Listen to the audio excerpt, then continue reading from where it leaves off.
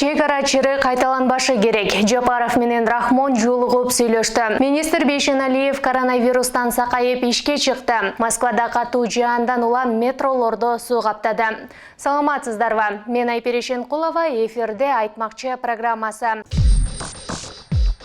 Дүйшөмбүдө бүгүн 29-июнда Кыргыз-Тажик президенттери Садыр Жапаров менен Эмомали Рахмон көзмө-көз тар чөйрөдө жолугушту.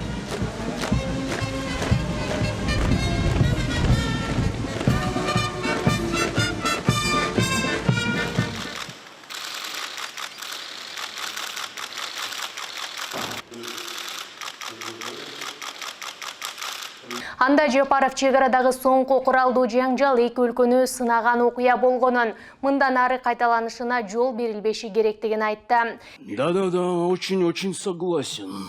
Келечекте эки тараптын куралдуу кагылышуунун кайталанышына жол бербеши керектигин өзгөчө белгилегим келет. Кыргызстан менен Тажикстандын элдери илгертен бери бир тууган эл. Кыргыздар менен тажиктер ар дайым ынак коңчулук, достук мамилелерди сактап келишкен деди. Жапаров биргелешкен аракеттердин натыйжасында тараптар чегара маселелерин чечүү жолдорун табаарына ишенерин билдирген.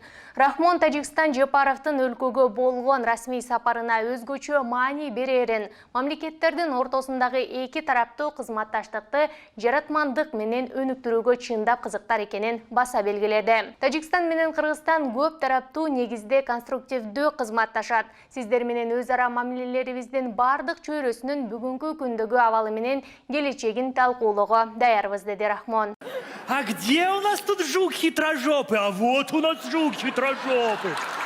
Айтмакчы, президент Садыр Жапаров Душанбе шаарында Тажик мамлекетинин негиздөөчүсү Исмаили Самоминин эстелигине гүл чамбар койду.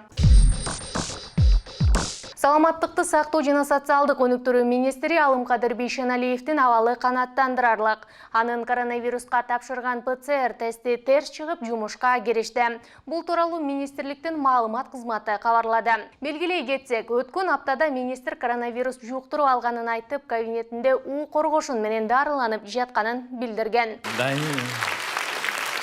Видит Бог, не пьем, а лечимся.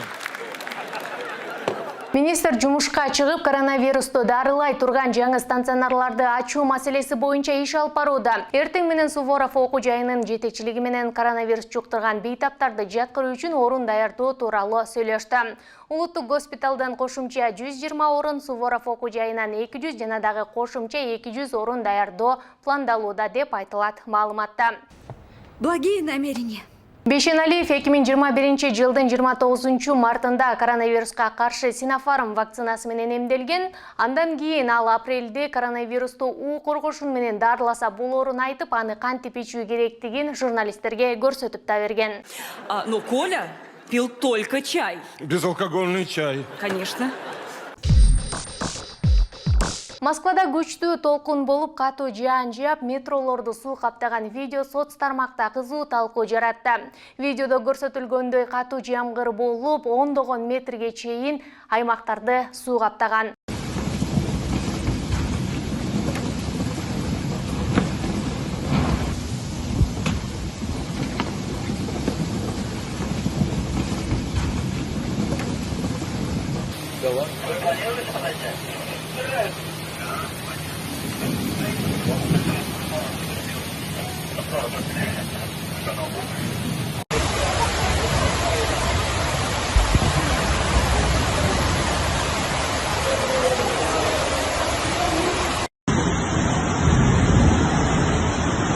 Я щелкаю вниз. Охереть, прикинь.